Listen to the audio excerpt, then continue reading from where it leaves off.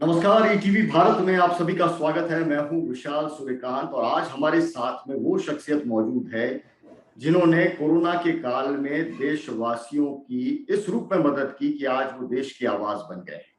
कोई उन्हें कभी प्रधानमंत्री बनाने की बात करता है, कोई उन्हें मसीहा कहता है, कोई उन्हें अलग अलग सुपरमैन की उपाधि देता है, लेकिन वो खुद अपने आप को किस रूप में देखते हैं, हम आपको मिलाते हैं भारतीय फिल्म अभिनेता सोनू सूद, जो मिसाल बने हुए हैं कोरोना काल में सेवा भावना की। सोनू जी, बहुत बहुत स्वागत है आपका ईटीवी पर। नमस्कार sir, thank you so much. जो मैंने कहा कि कोई आपको पीएम बनता देखना चाहता है, कोई सुपरमैन कह रहा है, कोई मसीहा कह रहा है, किस तरह की फील आपके जहन में आती है जब ये बातें आप सुनते हैं? सर, मैं एक बड़ा ही आम इंसान हूँ। मुझे लगता है कि जब आप आम इंसानों से जुड़े रहते हैं, तभी आप अपनी रियलिटी को चेक करते रहते हैं ज़िंदगी में।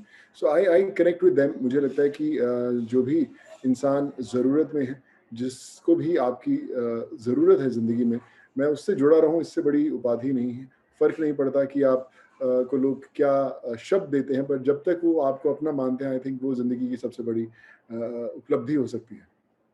लेकिन इतना भरोसा जो काम तो सरकारों की भी जिम्मेदारी थी, राजनेता भी करते हैं, तमाम लोग कर रहे हैं, लेकिन आपको लेकर भरोसा है वो जबरदस्त तरीके से लोगों ने जताया है और आपने उस भरोसे को निभाया है शिद्दत से काम करके।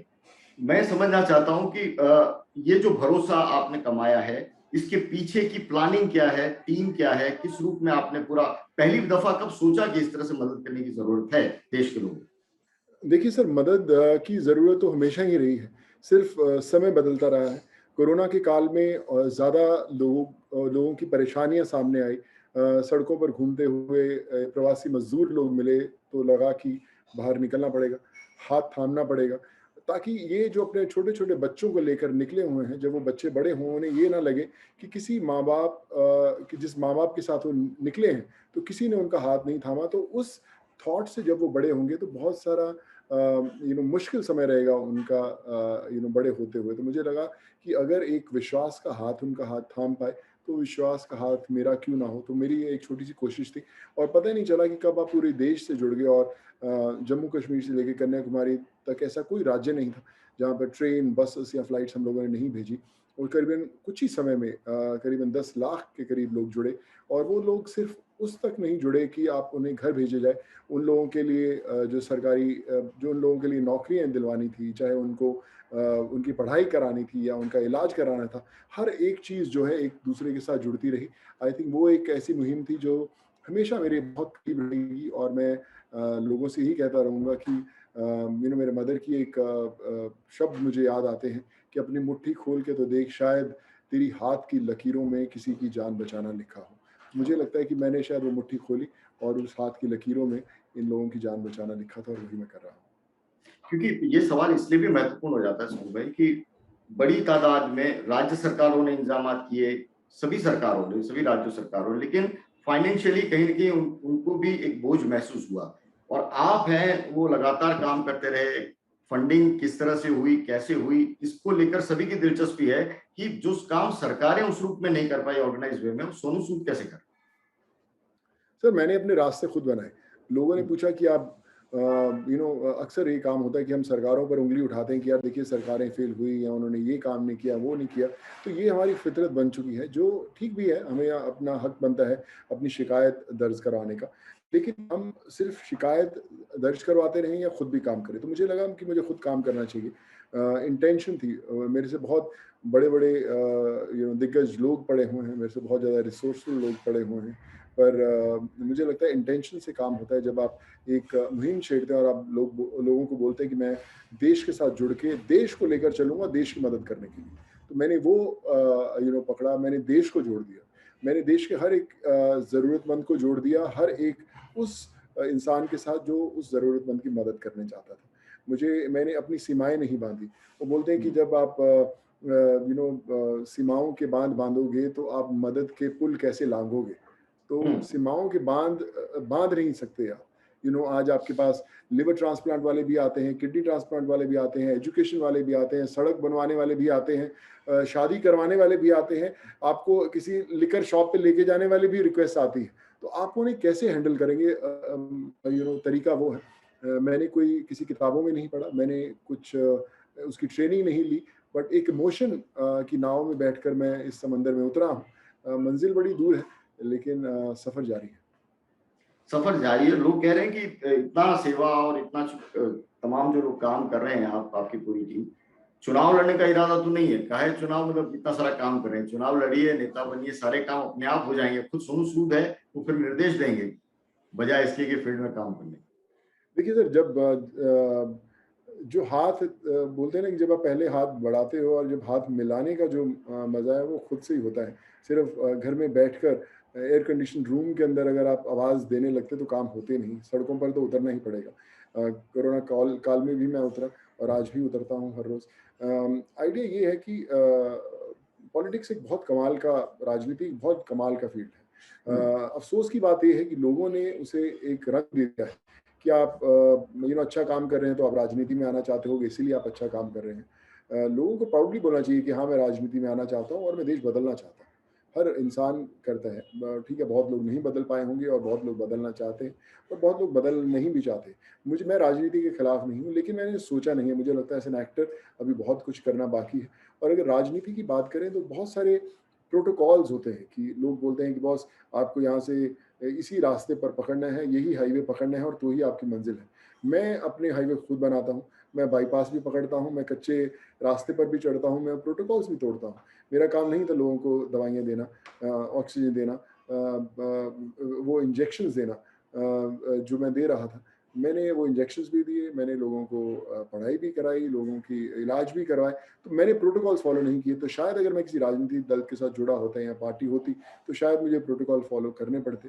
और मुझे लगता है कि एक इंडिपेंडेंट इंसान होने के कारण मैं अपनी इमोशंस की राइड कर रहा था और आई थिंक वही मेरी सबसे बड़ी जीत थी।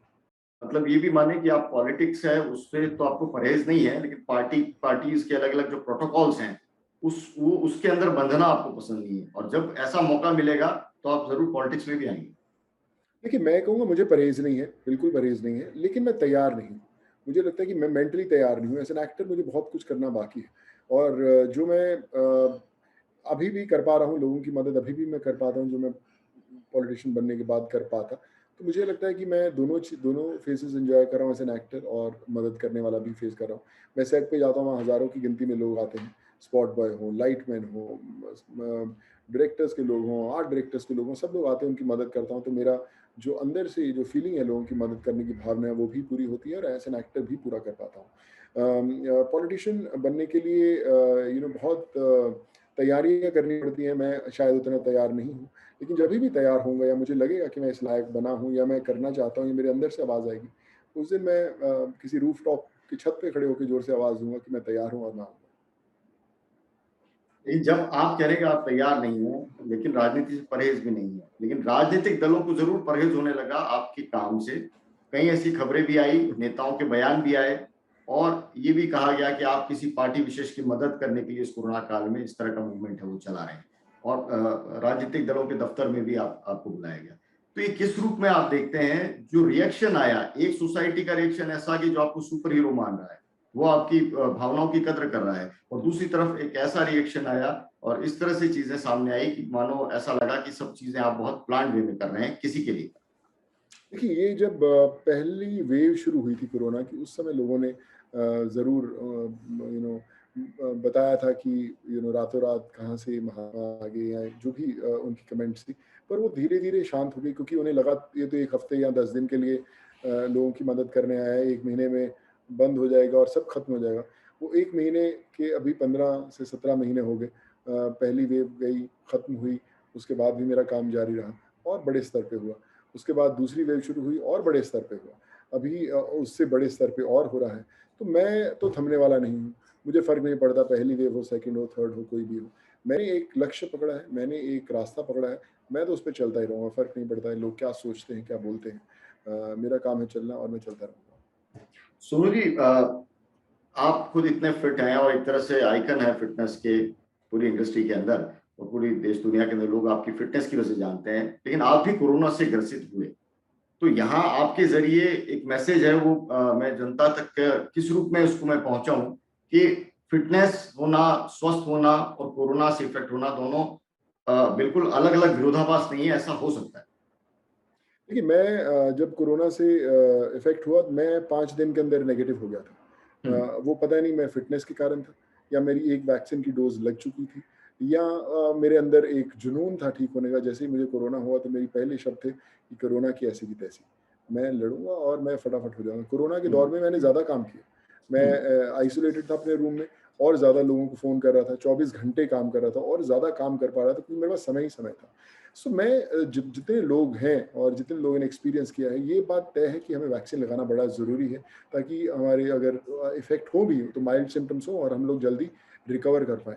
लेकिन साथ में ये भी एक बड़ी बड़ी सीख जो मिली है कि आपकी फ़िटनेस लेवल बहुत अच्छे होने चाहिए, ताकि आप जल्दी हो सकें। आप मैं लाखों